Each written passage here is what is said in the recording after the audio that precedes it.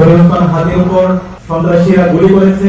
আমরা শরীফ ওসমান হাদির জন্য আল্লাহর কাছে দোয়া করছি, আল্লাহ তাআলা যেন আমাদের হাদি ভাইকে দ্রুত সময়ের মধ্যে সুস্থতা নিয়ামত দান করে, আল্লাহুম্মা আমিন। গতকালকে নির্বাচনের তফসিল ঘোষণা হয়েছে। তফসিল ঘোষণার পরে আমরা বিভিন্ন ধরনের ষড়যন্ত্র এবং চক্রান্ত দেখতে পাচ্ছি। কথিত ফ্যাসিস্ট যারা আছে এবং ভারতের প্রেসক্রিপশনে বিভিন্ন ধরনের ষড়যন্ত্র এবং চক্রান্ত হচ্ছে। আল্লাহ তাআলা যেন আমাদের বাংলাদেশকে, বাংলাদেশের ভূখণ্ডকে সকল ধরনের ষড়যন্ত্র থেকে যেন হেফাজত করে, সেজন্য আল্লাহর কাছে আমরা দোয়া করছি। এবং একই সাথে অন্তর্বর্তীকালীন সরকারের কাছে আহ্বান করছি, শরীফ ওসমান হাদি ভাইকে যারাই গুলি করেছে তাদেরকে দ্রুত সময়ের মধ্যে তাদেরকে অ্যারেস্ট করতে হবে। দ্রুত সময়ের মধ্যে এই ঘটনার নেপথ্যে যারা আছে তাদেরকে খুঁজে বের করতে হবে।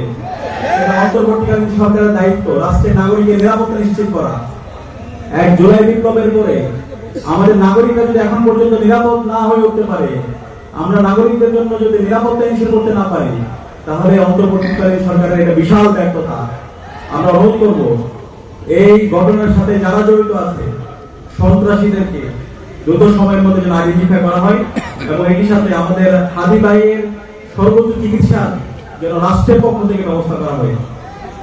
আর মনোবল হতে হয় ইস্পাত দৃঢ়। জেরুজালেম 25 বছরের পথ চলায় নিরাপদে রাখার প্রত্যয়ে। আজকে আমি যে ভূখণ্ডে দাঁড়িয়ে কথা বলছি, ফিরোজপুর।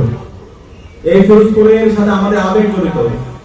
ছোটবেলা থেকে যখন আমাদের বোঝ হয়েছে তখন থেকে এই ফিরোজপুর এবং ফিরোজপুরের সাথে যে নামটি জড়িত, আল্লামা দেলাওয়ার হোসেন সাঈদী, এই নামটা শোনার সাথে সাথে আমাদের মন থেকে দোয়া আসতো।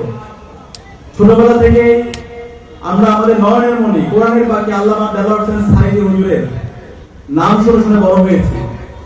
ওনার যে আধিপত্যবাদের বিরুদ্ধে লড়াই, আগ্রাসনের বিরুদ্ধে যে ওনার লড়াই, ইনসাফের পক্ষে ওনার যে লড়াই, সত্যের পক্ষে যে ওনার লড়াই, সেটা দেখে আমরা উজ্জীবিত হয়েছি।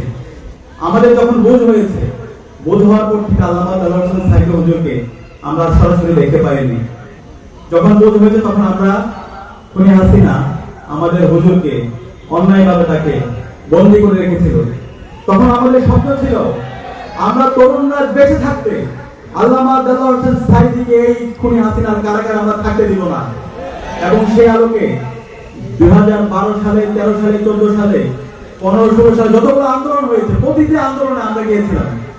আমরা আল্লাহর কাছে দোয়া করেছিলাম, আল্লাহ তুমি আমাদের জীবন নিয়ে নাও, কিন্তু আমাদের নয়নের মনি কোরআনের পাখি আল্লামা দেলাওয়ার হোসেন সাঈদী হুজুরকে আমাদের মাঝে ফিরিয়ে দাও।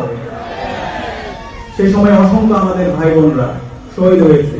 খুনি হাসিনা যখন 2013 সালের 28 ফেব্রুয়ারিতে আল্লামা দেলাওয়ার হোসেন সাঈদী হুজুরের বিরুদ্ধে অন্যায় রায় দিয়েছিল, সেই রায় পরবর্তী সারা বাংলাদেশে 64টি জেলায় টেকনাফ থেকে তেতুলিয়া প্রত্যেকটা প্রান্তরে মুক্তিকামী ছাত্র জনতা রাস্তায় নেমেছিল।